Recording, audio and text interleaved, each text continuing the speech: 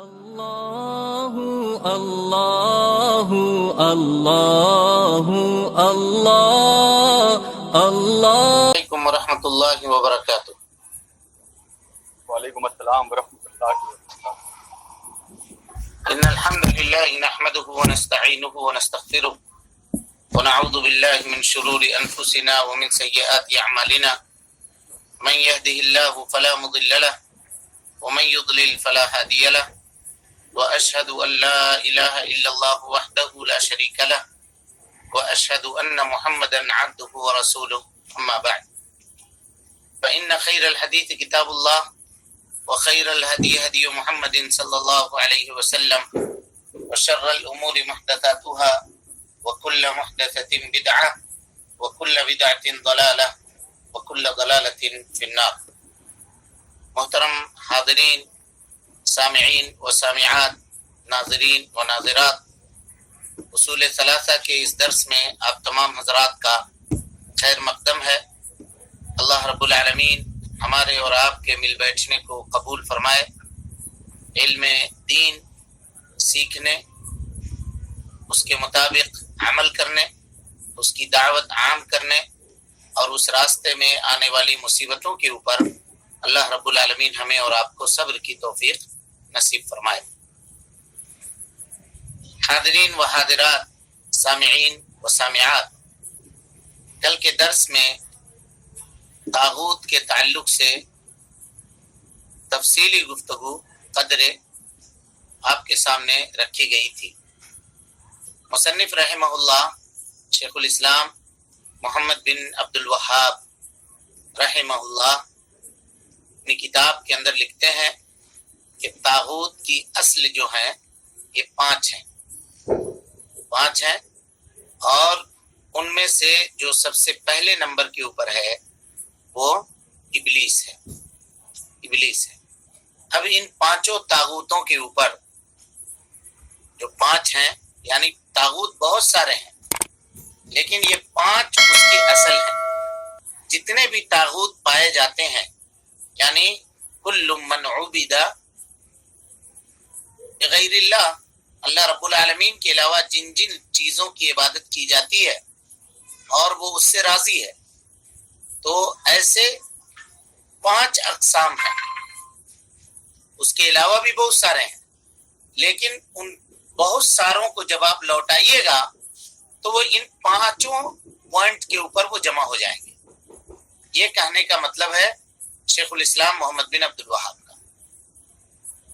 اب اگر کوئی آدمی یہ کہے کہ ان پانچوں کی دلیل کیا ہے، تو کتاب اللہ کے اندر اور نبی صلی اللہ علیہ وسلم کی سنت میں اس کی کوئی دلیل موجود نہیں ہے کہ طاغوت پانچ ہی ہیں، یہ دلیل نہیں ہے۔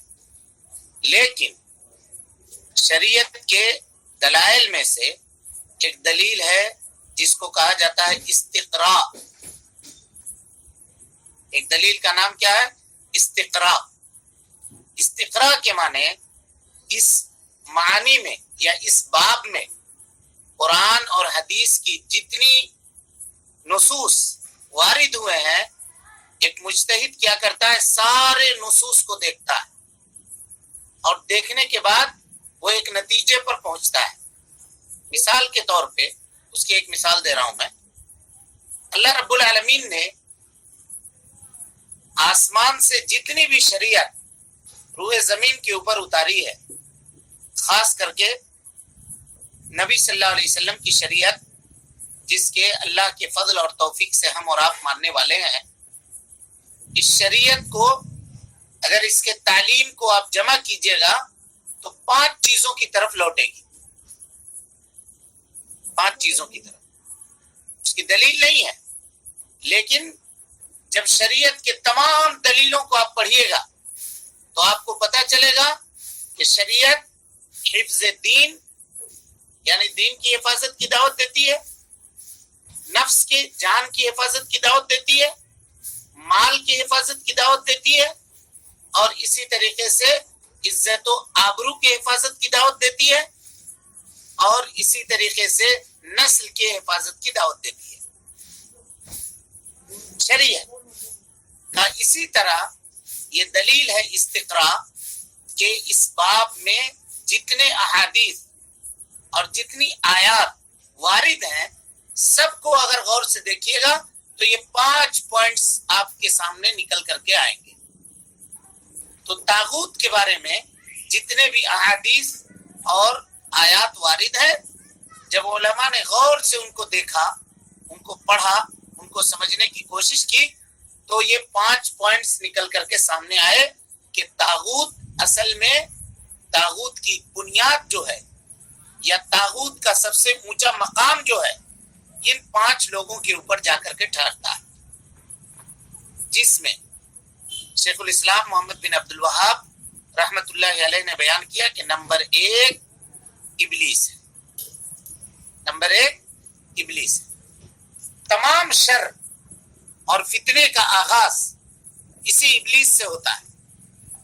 نافرمانی کی ابتدا اسی ابلیس نے کی تھی، اور اللہ رب العالمین سے کل آپ کے سامنے گفتگو ہو چکی تھی کہ اسی ابلیس نے یہ مہلت طلب کی تھی کہ اللہ ہم کو مہلت دیجئے، اس لیے نہیں کہ ہم توبہ کریں گے بلکہ اس لیے کہ ہم تیرے نیک بندوں کو جو صراط مستقیم کے اوپر چلنے والے ہوں گے ان کو ہم بھٹکائیں گے، ان کو ہم گمراہ کریں گے.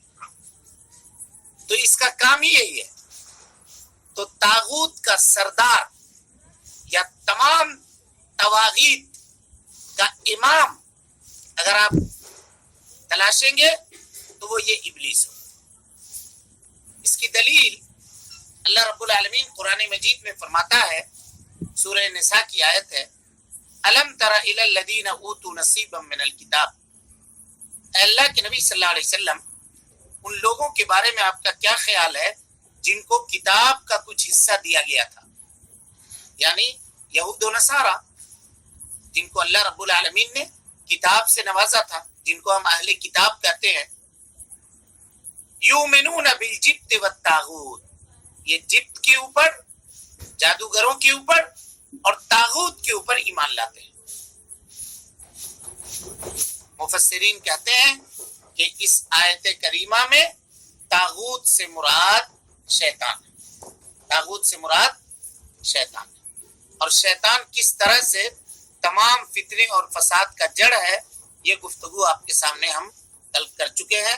اب ہم چاہتے ہیں کہ درس تھوڑا آگے بڑھے، اس لیے اس کے بعد عبارت پڑھیے. اچھا شخص اس کی عبادت کی جائے اور اس فعل پر رضامند ہو، اور اس فعل پر رضامند ہو، اس کی عبادت کی جا رہی ہے اور اس سے وہ راضی ہو. یہ شکل کل ہم نے آپ کے سامنے بیان کر دیا تھا کہ اگر عبادت کسی کی کر رہے ہیں اس کو معلوم بھی نہیں ہے اور وہ راضی بھی نہیں ہے، کہ اگر اس کو پتہ چلے تو وہ ان کا انکار کرے گا، ان کو منع کرے گا. جیسے حضرت عیسیٰ کے بارے میں ہم نے مثال دیا تھا کہ وہ جب دنیا کے اندر آئیں گے تو صلیب کو توڑ دیں گے. اسی طرح سے حضرت علی کی، جن لوگوں نے عبادت کرنے کی کوشش کی اور اللہ کے علاوہ ان کو معبود بنانے کی کوشش کی تو حضرت علی نے آگ جلا کر کے ان کو ڈرایا دھمکایا کہ تم کو لے جا کر کے ہم اس آگ میں پھینک دیں گے، تم اللہ کے علاوہ ہم کو معبود بناتے ہو. تو کسی کی عبادت کی جائے اور اس سے وہ راضی ہو. اس کی دلیل بھی قرآن مجید کی یہی آیت ہے، الم تر الی الذین اوتوا نصیبا من الکتاب یؤمنون بالجبت والطاغوت من عبد من دون اللہ. ہر اس شخص کی جس کی عبادت اللہ کے علاوہ کی جاتی ہے اور وہ اس عبادت سے راضی ہو. اس سلسلے میں نبی صلی اللہ علیہ وسلم کی ایک روایت موجود ہے. آپ صلی اللہ علیہ وسلم نے فرمایا، صحابہ کرام نے سوال کیا نبی صلی اللہ علیہ وسلم سے کہ اللہ کے نبی صلی اللہ علیہ وسلم کیا قیامت کے دن ہم لوگ اللہ رب العالمین کو دیکھیں گے؟ صحابہ نے نبی صلی اللہ علیہ وسلم سے پوچھا، عظیم سوال ہے، کیا ہم دیکھیں گے اللہ رب العالمین کو؟ تو آپ صلی اللہ علیہ وسلم نے فرمایا کہ کیا تم 14ویں رات میں چاند کو دیکھنے میں کوئی تکلیف محسوس کرتے ہو؟ لوگوں نے کہا نہیں.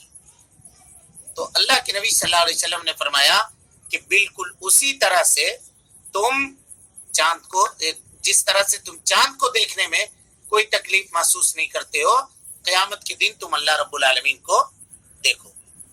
پھر نبی صلی اللہ علیہ وسلم نے فرمایا کہ قیامت کے دن اللہ رب العالمین لوگوں کو جمع کرے گا، یہی محل استشہاد ہے، اور یہ کہے گا کہ تم میں کا جو شخص سورج کی عبادت کرتا تھا وہ سورج کے ساتھ ہو جائے، جو چاند کی عبادت کرتا تھا وہ چاند کے ساتھ ہو جائے، جو درخت کی عبادت کرتا تھا وہ درخت کے ساتھ ہو جائے، اور جو طاغوت کی عبادت کرتا تھا وہ طاغوت کے ساتھ ہو جائے۔ پتہ یہ چلا کہ سورج، چاند، ستارے اور اس طرح کی جتنی چیزیں جن کو لوگ اللہ رب العالمین کے علاوہ پوجتے اور پکارتے ہیں، یہ سب کے سب طاغوت کے اندر داخل ہیں، یہ سب کے سب طاغوت کے اندر داخل ہیں۔ اس کے علاوہ جس کی عبادت اللہ کے علاوہ کی جا رہی ہو اور وہ اس سے رضامندی کا اظہار کرے، وہ بھی طاغوت ہے۔ چلیے، جو شخص لوگوں کو اپنی عبادت کرنے کی دعوت دیتا ہو۔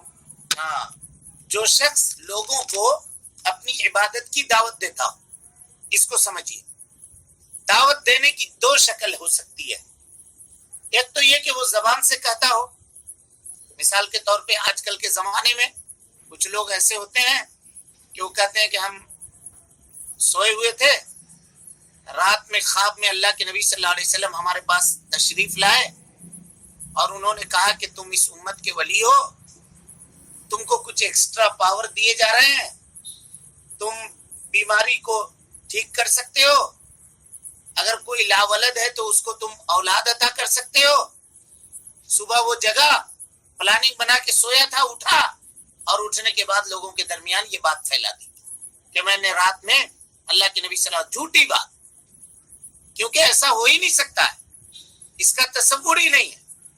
تو یہ ہوا کہ جو لوگوں کو اپنی عبادت کی دعوت دیتا ہو، اب اس کی بات جہاں جہاں تک پھیلے گی، لوگ آئیں گے اس سے بیٹا مانگنے کے لیے، کوئی روزی مانگنے کے لیے، کوئی نوکری مانگنے کے لیے، کوئی رزق مانگنے کے لیے۔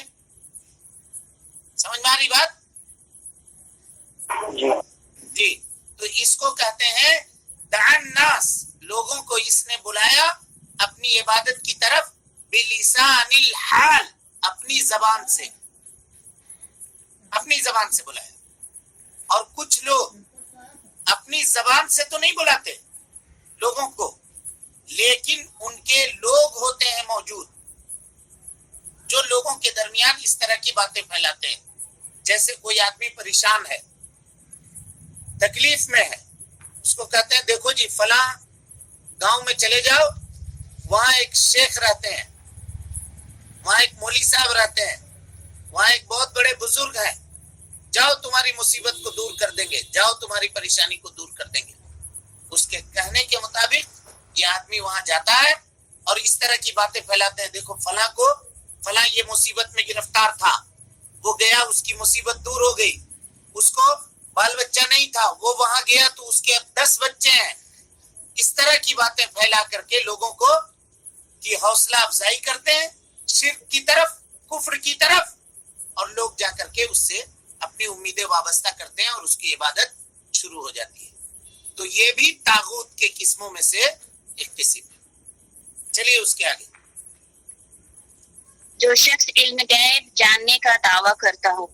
بس، جو شخص علم غیب جاننے کا دعویٰ کرتا ہو، یہ باب بہت وسیع باب ہے اور اس کو بہت غور سے سمجھنے کی ضرورت ہے، کیونکہ ہم جس سماج اور معاشرے کے اندر رہتے ہیں، کسی نہ کسی طریقے سے ہم اس کے اندر ملوث ہیں، کسی نہ کسی طریقے سے۔ اب اس کی چند باریکیوں کو ہم آپ کے سامنے رکھنے کی کوشش کریں گے، ذرا آپ غور سے سنیے۔ کہتے ہیں علم غیب جو انسان کے علم سے غائب ہے، اہل علم کے نزدیک اس کی 2 قسم ہے۔ کتنی قسم؟ 2 قسم۔ 2 قسم ہے۔ ایک کو کہتے ہیں غیب مطلق۔ کیا کہتے ہیں؟ غیب مطلق۔ غیب مطلق، اور دوسرے کا نام ہے غیب نسبی یا غیب اضافی. اب دونوں کو سمجھیے الگ الگ. غیب مطلق اس غیب کے اس علم کو کہا جاتا ہے جو اللہ رب العالمین کے علاوہ دوسرا کوئی نہیں جان سکتا، اور جس کا تذکرہ اللہ رب العالمین نے قرآن مجید کے اندر کیا ہے. اللہ تعالیٰ فرماتا ہے ان اللہ عنده علم الساعہ، اللہ تعالیٰ کے پاس قیامت کا علم ہے. وَيُنَزِّلُ الْغَيْثِ، بارش کے نازل ہونے کا علم ہے. وَيَعْلَمُ مَا فِي الْأَرْحَامِ، رحم مادر میں کیا ہے یہ اللہ رب العالمین جانتا ہے. وَمَا تَدْرِي نَفْسٌ مَاذَا تَكْسِبُ غَدًا، اور یہ اللہ رب العالمین جانتا ہے کہ تم میں کا کل دوسرا کیا کرے گا، کل وہ کیا کرے گا یہ اللہ جانتا ہے. وَمَا تَدْرِي نَفْسٌ بِأَيِّ أَرْضٍ تَمُوتُ، اور تم میں کا کوئی آدمی یہ نہیں جانتا ہے کہ وہ کہاں مرے گا. یہ 5 ایسی چیزیں ہیں جس کا علم صرف اللہ رب العالمین کے پاس ہے، اللہ کے علاوہ کوئی دوسرا نہیں جان سکتا. اور اسی کو کیا کہا جاتا ہے؟ مفاتیح غیب. کیا کہا جاتا ہے؟ مفاتیح غیب. قرآن مجید کی آیت ہے، اللہ تعالیٰ فرماتا ہے وَعِندَهُ مَفَاتِيحُ الْغَيْبِ لَا يَعْلَمُهَا إِلَّا اللَّهُ، اللہ رب العالمین کے پاس غیب کی کنجیاں ہیں. غیب کی مفتاح مانے کنجی، اور مفتاح کی جمع مفاتیح. غیب کی کنجیاں یہ صرف اللہ رب العالمین کے پاس ہے. غیب کی چابیاں یا غیب کا جو کی ہے، کیز، یہ صرف اللہ رب العالمین کے پاس ہے، اللہ کے علاوہ اور کوئی اس کے اوپر مطلع نہیں ہو سکتا. تو یہ غیب مطلق کی تعریف ہوئی کہ اللہ کے علاوہ اس کو کوئی نہیں جان سکتا. دوسرا جو ہے یا غیب کے اقسام میں سے دوسری قسم ہے جس کو ہم لوگ کہتے ہیں غیبی نسبی یا غیبی اضافی. اس کا معنی یہ ہے کہ اللہ رب العالمین نے کسی چیز کے لیے کچھ علامت اور کچھ نشانی متعین کی ہے. اگر بندہ اس علامت اور اس نشانی کو دیکھتا ہے، چاہے وہ علامت کبھی کبھی شرعی ہوتی ہے اور کبھی کبھی وہ علامت کونی ہوتی ہے، اور کونیہ اور شرعیہ آپ سمجھتے ہیں، تقدیر کے باب میں اس کو تفصیل سے پڑھ چکے ہیں. تو کبھی کبھی وہ نشانی کونی ہوتی ہے، کبھی کبھی وہ نشانی شرعی ہوتی ہے. بندہ اس کو دیکھتا ہے اور اس کو پہچانتا ہے. پہچاننے کے بعد وہ مستقبل کی چند باتوں کو بتاتا ہے. مثال کے طور پہ اس کی ایک مثال دے رہا ہوں آپ کے سامنے. ابھی سائیکلون آنے کے 15 دن پہلے، 1 مہینہ پہلے کبھی کبھار ہمیں یہ خبر لگ جاتی ہے کہ فلاں وقت میں سائیکلون ہونے والا ہے. تو اس کو کیا کہیے گا؟ یہ غیب ہے؟ نہیں. بولیے. اندازہ اگر اندازہ کیسے ہے؟ جی یہ سب تو غیب ہوگا. ہاں؟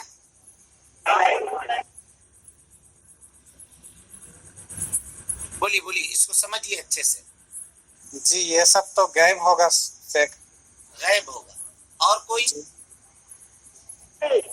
وہ لوگ مسافت ناپتے کہ اتنا تاریخ تک آ سکتا ہے، اس لیے اور واپس بھی چلا جا سکتا اللہ کی مرضی سے، اس لیے وہ صحیح نہیں ہو سکتا. میں نے آپ کو ابھی کہا کہ اللہ تعالیٰ نے اس کے اوپر کچھ نشانی متعین کی ہے. مثال کے طور پہ وہ لوگ دیکھتے ہیں، وہ سائنسداں ہیں جو ماحولیات کے اوپر نظر رکھتے ہیں. وہ دیکھتے ہیں کہ سمندر میں لو پریشر ہو رہا ہے. وہ یہ دیکھتے ہیں کہ سمندر کی آب و ہوا تبدیل ہو رہی ہے، اور یہ آب و ہوا کی تبدیلی اس بات کے اوپر دلالت کرتی ہے کہ طوفان آئے گا یا بارش ہوگی. یہ علم غیب نہیں ہوگا. یہ علم غیب نہیں ہوگا. کیوں؟ کہ اسباب کے تحت وہ معلوم کرتے ہیں. اسباب دیکھ کر کے معلوم کر رہے ہیں، نشانی دیکھ کر کے معلوم کر رہے ہیں. لیکن اس میں اتنا خیال رکھنا بہت ضروری ہے کہ کبھی کبھی سبب اپنے مسبب سے الگ بھی ہو جاتا ہے. سبب تو نظر آ رہا ہے لیکن ویسا ہوتا نہیں. جی اکثر ایسا ہوتا ہے. وہ لوگ کہتے ہیں کہ یہ فلاں جگہ پر آئے گا, یہاں پہ لینڈ فون ہونے والا ہے, ہوا اتنی تیزی سے چلے گی, اس ڈسٹرکٹ کے اندر یلو وارننگ ہے, یہاں ریڈ وارننگ ہے, یہاں فلاں ہے, یہاں فلاں ہے. کبھی ویسا ہو جاتا ہے اور کبھی ویسا نہیں ہوتا ہے. سمجھ میں آ رہی بات یا نہیں؟ جی تو اسباب کو دیکھ کر کے اگر کوئی آدمی کہتا ہے تو یہ علم غیب نہیں ہے. لیکن ہم اور آپ, ہم کو معلوم نہیں ہے, ہم لوگ وہ علم نہیں جانتے ہیں. اب ہم کہیں کہ آج سے 15 تاریخ کو 15 دن کے بعد نعوذ باللہ من ذالک ایک ایسا سیلاب آئے گا جس میں فلاں بستی ڈوب جائے گی, تو اب کیا کہیے گا؟ یہ صحیح نہیں ہے سر. بالکل صحیح نہیں ہے. ہمارے پاس نہ کوئی علم ہے اور نہ اس کے بارے میں ہمارے پاس جانکاری ہے. سمجھ رہے بات کو یا نہیں سمجھ رہے؟ جی اسی لیے اس کو غیب نسبی کہتے ہیں. نسبت کریں گے اس کی طرف.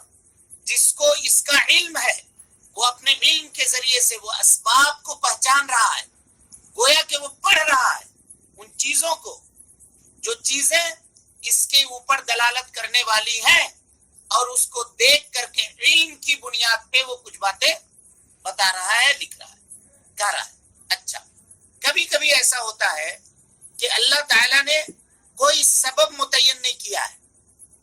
کچھ معاملے, مثال کے طور پہ زلزلہ, کبھی آپ نے سنا ہے کہ زلزلے کے بارے میں پیشن گوئی ہوئی ہو, سائنسدانوں نے بتایا ہو کہ فلاں علاقے میں زلزلہ آئے گا, اس علاقے کو خالی کر لیا جائے؟ نہیں. کیوں؟ اللہ کی بات. اس پہ اللہ نے کوئی سبب نہیں رکھا ہے. مقدمے کے طور پہ اس میں کوئی سبب نہیں ہے. سائیکلون میں جیسے مقدمے کے طور پہ سبب موجود ہے کہ سمندر کی ہوا گرم ہوتی ہے, وہ اڑ جاتی ہے اوپر, اور اس کے بعد پھر ٹھنڈی ہوا دوسری طرف سے تیزی سے بہتے ہوئے آتی ہے جو اپنے ساتھ سمندر کے پانی کو بھی لے کر کے اڑ جاتی ہے. یہی سب ہوتا ہے نا جی. کون ہے ماحولیات کا پڑھنے والا؟ کوئی ہے ہم لوگوں میں؟ جی واٹر پیپر ہوتا ہے. ہاں جی شہباز جی کیا ہوتا ہے بھائی سائیکلون میں کیا ہوتا ہے؟ جی اسی طرح واٹر پیپر ہو کے اوپر کی طرف جاتی ہے. وہ ہوا گرم ہو کر کے اوپر ہو جاتی ہے. اب اس خالی جگہ کو پر کرنے کے لیے, بھرنے کے لیے ٹھنڈی ہوا کنارے سے پریشر بناتی ہے.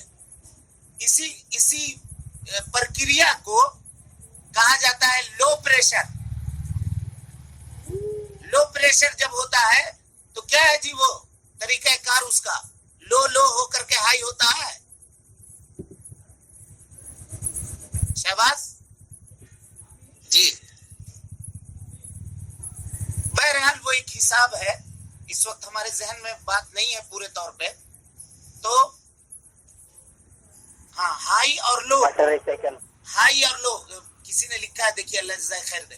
ہائی اور لو یہ دونوں آپس میں ملنے کے بعد معاملہ بنتا ہے اور پھر طوفانی کیفیت ہوتی ہے.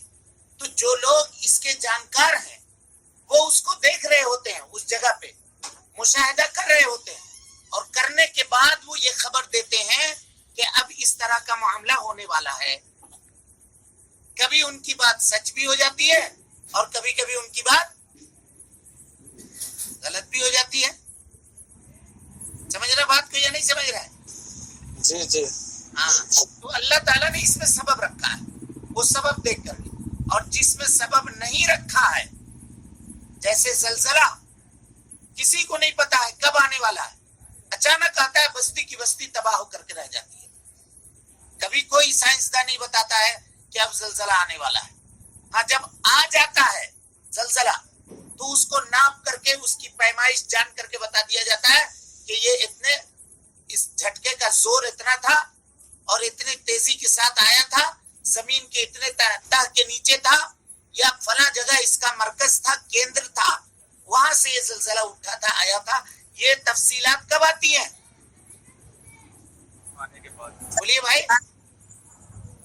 ہاں، زلزلے کے بعد.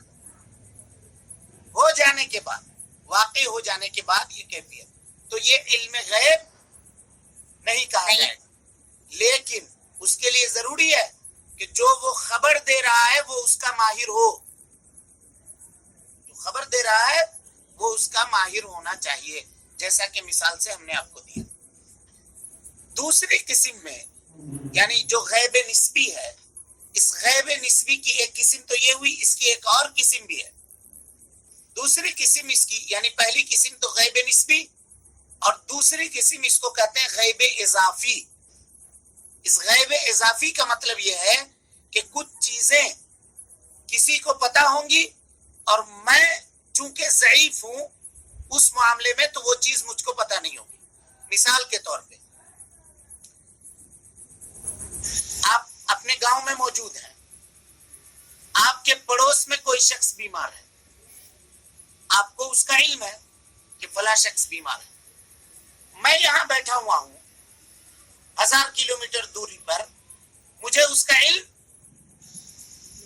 بولیے جی نہیں ہے. نہیں. اگر میں یہ کہوں آپ سے کہ تم فلاں وقت میں فلاں جگہ پر اپنے فلاں پڑوسی کو جا کر دیکھنا کہ وہ بیمار ہے، اور میں یہ کہوں کہ مجھ کو کسی نے فون بھی نہیں کیا ہے اور مجھ کو کسی نے بتایا بھی نہیں ہے، تو یہ غیب کا دعویٰ ہوگا یا نہیں ہوگا؟ ہوگا، بالکل ہوگا. اور آپ چونکہ بغل میں رہتے ہیں، آپ کو اس کا علم ہے، آپ کو بتایا گیا ہے، اور آپ جا کر کے کہہ رہے ہیں کہ میرا پڑوسی 5 دنوں سے بیمار ہے، 4 دنوں سے بیمار ہے، تو آپ یہ خبر علم کی بنیاد پر دے رہے ہیں، تو یہ غیب کی بات نہیں ہوگی. نہیں ہوگی. علماء نے چونکہ اسی طرح سے تفصیل بیان کیا ہے، اس وجہ سے میں آپ کو یہ باتیں اسی تفصیل اسی ٹریک کے اوپر لے کر جا رہا ہوں. اسی طرح سے میرے بھائی، جو بھی کوئی شخص غیب کی باتیں بتانے کا دعویٰ کرے، کوئی بھی شخص، اور ایسی چیز جس پہ کوئی انسان مطلع نہیں ہو سکتا ہے، نہیں جان سکتا ہے انسان، اور وہ دعویٰ کر رہا ہے کہ ہم یہ بتا رہے ہیں. اس کی ایک مثال لیجیے آپ. کسی کا کوئی سامان کھو گیا، اب آپ گئے کسی مولوی صاحب کے پاس، رہتے ہیں ایسے لوگ، اور ہمارے یہاں ہمارے برادران وطن میں بھی ایسے لوگ موجود ہیں اور اپنے لوگوں میں بھی ایسے لوگ موجود ہیں. وہ کچھ حساب کتاب کرتے ہیں. بچپنے میں ہم لوگ جانتے تھے کہ وہ ناخن میں دیکھتے تھے. کیا میں دیکھتے تھے جی؟ ناخن. سنا ہے آپ لوگوں نے کبھی ایسا؟ جی سنا ہے. بولیے. سنے ہیں سر. جی یہ کیا ہے؟ شرک ہے. نہیں شرک تو ہے، لیکن کیا یہ غیب کا دعویٰ نہیں ہے؟ غیب کا دعویٰ کرنا ہے. بالکل غیب کا دعویٰ ہے، بالکل 100% غیب کا دعویٰ ہے. اور یہ ہم لوگوں کو معلوم، ہم لوگ جب بچپن میں رہتے تھے تو یہ چیزیں بڑی عام تھی. کسی کا کوئی پینسل غائب ہو گیا، کسی کا کچھ غائب ہو گیا، کچھ ہو گیا، تو ایک دوسرے سے لوگ کہتے تھے کہ ہم فلاں مولوی صاحب کے پاس جا رہے ہیں اور وہ کچھ جانتے ہیں، اور وہ انڈا کاٹیں گے، جیسے جیسے انڈا کاٹیں گے تمہارا کلیجہ بھی کٹ جائے گا اور تم ویسے ویسے مر جاؤ گے. تو جو چرایا ہے ہمارا قلم، یا جو ہمارا سلیٹ لیا ہے، جو ہمارا پینسل لیا ہے، جس نے میری کاپی لی ہے، وہ ہم کو واپس کر دے. ہوتا تھا یا نہیں ہوتا تھا ایسا؟ اب نہیں ہوتا ہے، اب لڑکا سب چلاک ہو گیا. ہم لوگ جب چھوٹے تھے تو اس وقت اتنا دماغ کام نہیں کرتا تھا. ماحول اور سماج میں یہی باتیں بتائی گئی تھی، سیکھتے تھے، جانتے تھے، تو اس طرح کی باتیں لوگ کیا کرتے تھے عام طور پہ. تو اس طرح کی باتیں کرنا کہ فلاں سامان تمہارا غائب ہوا ہے، وہ فلاں جگہ پر رکھا ہوا ہے، تمہارے اوپر فلانے شخص نے جادو کیا ہے، تمہارا پڑوسی ہے، رشتہ دار ہے جو تمہارا ٹانگ کھینچ رہا ہے، وہ تمہارا فلاں جگہ تمہارا ایک رشتہ دار رہتا ہے، اسی کے وہی تم کو بیمار کر رہا ہے، اسی نے تمہارے اوپر کالا کیا ہے تو پیلا کیا ہے. سمجھ میں آ رہی بات جی؟ جی سر. یہ سب کیا ہے؟ غیب کا دعویٰ. غیب کا جھوٹ. کیوں غیب کا دعویٰ ہے؟ کیونکہ اللہ نے کوئی ظاہری نشانی اس چیز کے اوپر متعین نہیں کی ہے کہ ہم پتہ لگا سکیں کہ ہم اگر بیمار پڑے ہیں یا میرے اوپر جادو کیا گیا ہے. اللہ تعالیٰ محفوظ رکھے ہم کو بھی، آپ کو بھی، سب کو بھی. تو ہم کو کرنے والا کون ہے نہیں معلوم. نبی صلی اللہ علیہ وسلم کو جب ہوا تھا تو کس نے آ کر بتایا؟ جبرائیل. جبرائیل علیہ السلام. حکم سے حضرت جبرائیل نے آ کر کے بتایا. تو کیا یہ جو مولوی صاحب ہے اس کے پاس جبرائیل آتے ہیں؟ نہیں آتے. لوگ جاتا ہے دم کروانے کے لیے، جھڑ پھکوا مولوی صاحب گاؤں گھر میں پھیلا ہوا ہے. جاتا ہے کہ مولوی صاحب ہم کچھ نہ چاہتے ہیں، خالی بتا دیجئے کہ کون ہے. خدا قسم ہم اس کا نام کسی کو نہیں بولیں گے. بول دیجئے، ہم کم سے کم بچ کے تو رہیں گے. اللہ کی کہہ رہے ہیں نہیں بولیں گے، کسی کا نام نہیں، اس کا نام نہیں بولیں گے. کیا ہے بھائی؟ وہ غیب جانتا ہے. وہ ایسا کرنے والا، جان لیجئے گا، سنیے بات کو، ایسا کرنے والا کاہن کے حکم میں ہے، کاہن کے. اور سنیے حدیث اور پھر بات کو ختم کرتے ہیں، اور پھر کل انشاءاللہ تفصیلات اس کی مزید آئیں گی. نبی صلی اللہ علیہ وسلم نے فرمایا، غور سے سنیے گا دونوں روایتوں کو، من اتا کاہنن، جو بھی کوئی شخص کسی کاہن کے پاس آیا، او عرافن، یا عراف کے پاس گیا، یہی چیزیں بتانے والا، ناخن دیکھ کے بتانے والا، ہاتھ کی نشانی دیکھ کر کے بتانے والا، فلاں کر کے بتانے والا، یہ کر کے بتانے والا، وہ سب کا جو گیا اس کے پاس، لم يقبل اللہ صلاۃ 40 یوما، اللہ رب العالمین ایسے شخص کے 40 دنوں کی نماز قبول نہیں کرتا ہے. صرف جانے سے خالی جا کر کے بیٹھ جائیے اس کے پاس، خالی کہہ دیجئے کہ مولوی صاحب ہم کو بتائیے یہ کام، تو 40 دن گن لیجئے آج سے لے کر کے آپ کی نماز قبول نہیں ہوگی. ایک کو ٹائم کی نماز اللہ رب العالمین قبول نہیں کرے گا، خالی اس کے پاس جانے سے.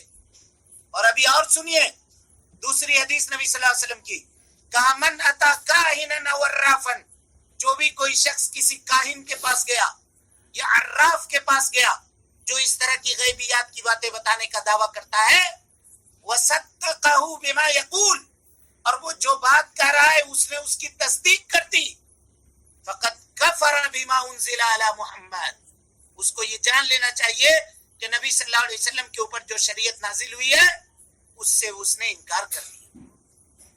آج جائیے گا بتانے کے لیے کہ ایسا ایسا ہم کو لگ رہا ہے، یہ ہو رہا.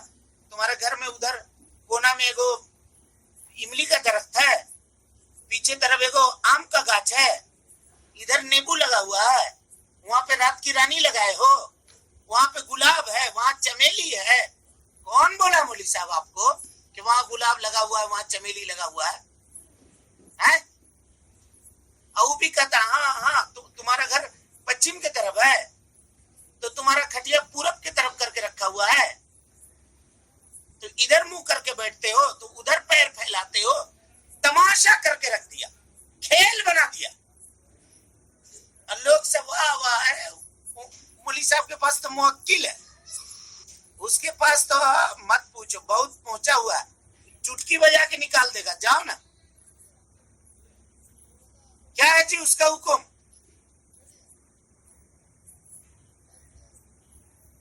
بولیے بھائی، چپ کائے ہو گئے لوگ؟ حرام ہے. غلط. خالی چلا جائے مفیز، چلا جائے اس کے پاس تو 40 وقت کی نماز اس کی گئی، 40 دن کی نماز. اور اگر وہ جو کہہ رہا ہے اس کی تصدیق کر دیا، کہہ رہا ہے کہ دیکھو مولوی صاحب ارے بہت پہنچل ہے بھائی، مت پوچھ، نہ آسمان سے اترل ہے، نہا دھو کے لے، یہ کہتے ہیں. شیخ جیسے اگر 40 دن کی نماز پھر قبول نہیں ہوگا تو وہ ظاہر اسلام سے پھر خارج ہو جائے گا. اگر 40 دن کا نماز ہی قبول نہیں ہوگا تو پھر وہ دائرہ اسلام سے خارج ہو جائے گا. پھر بات آ رہی ہے دائرہ اسلام سے خارج ہوگا یا نہیں ہوگا وہ بات آ رہی ہے. اگر نماز پڑھتا ہوگا, عموماً ایسے لوگ تو نماز پڑھتے ہی نہیں تھے, اگر مان لیجیے پڑھتے تو ان کو یہ سب ہوتا کیوں؟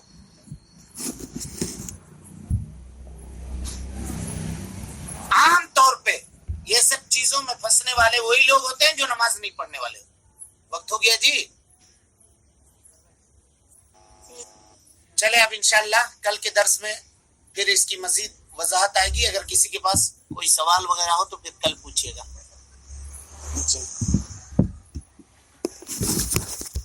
اور کوئی سوال ہو تو آپ بھیج سکتے ہیں, ایڈمن وغیرہ کے پاس بھیج دیجئے, وہ ہم کو فارورڈ کر دیں گے.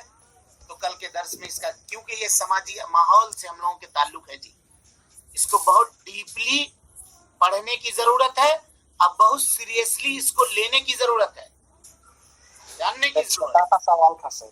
گاؤں گاؤں محلہ محلہ عام ہو گیا یہ کھیل تماشا. کہیں کٹک سے بلا رہے ہیں تو کبھی بھوبنیشور سے بلا رہے ہیں, تو کبھی دھام نگر سے بلا رہے ہیں, تو کبھی جام نگر سے بلا رہے ہیں.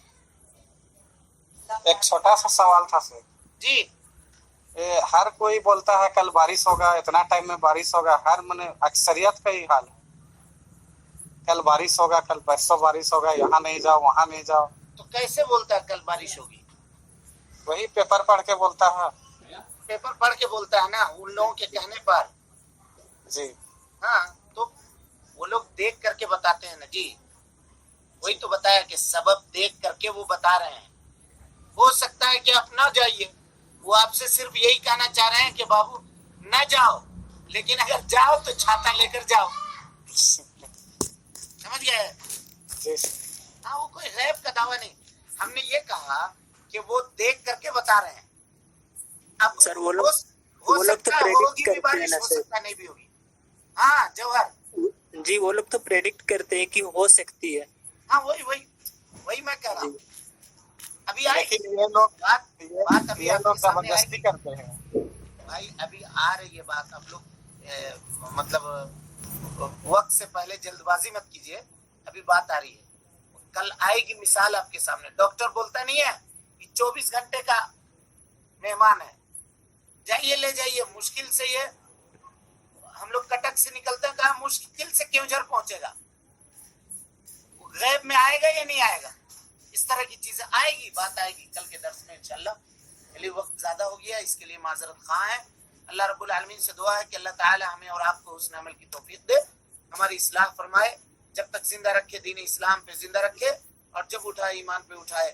آمین وآخر دعوانا ان الحمدللہ رب العالمین. والسلام علیکم ورحمۃ اللہ وبرکاتہ. اللہ اللہ اللہ اللہ اللہ اللہ